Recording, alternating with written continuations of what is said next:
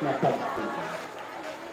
For me, hope, paglaon, stands for hold on, persist in Him. Letter H stands for hold, grip, continue to believe, continue to be firm.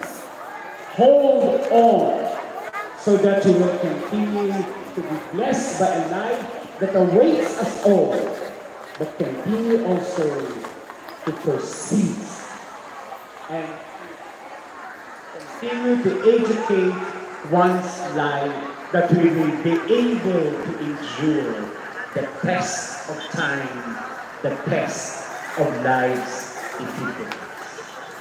So sa tanan ng mga kauturan sa kay Kristo, sa sining gabi na kita nagdapilipon, naghatag sa kasadya sa atong pagkipusoon, naghatag sa atong mga talento, naghatag sa atong panahon para sa pagsaulo na sa diin there is meaning, there is joy in the celebration of Christmas.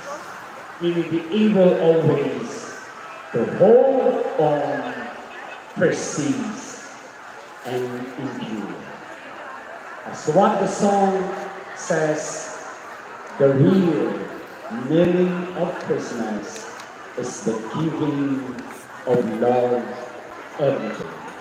We can only do that if Christ becomes the very center of our life. If Christ continue to live in us and we continue to embrace His loving Spirit.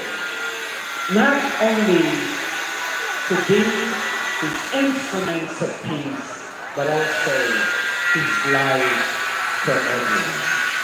Atong patikon ng atong mga katupad and say, be Christ's light.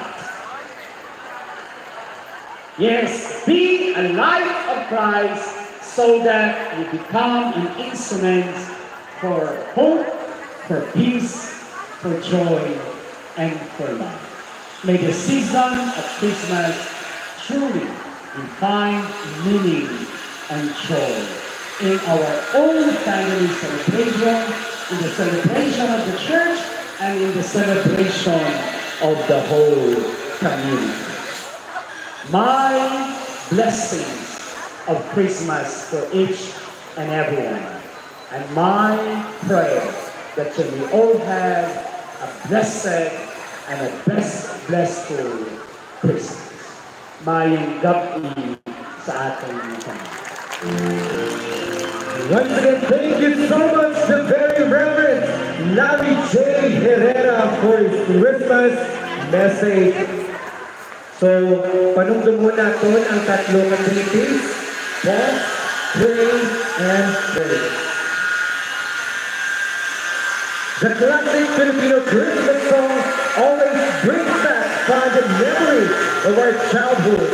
Let's dance along and relive the magic of Christmas.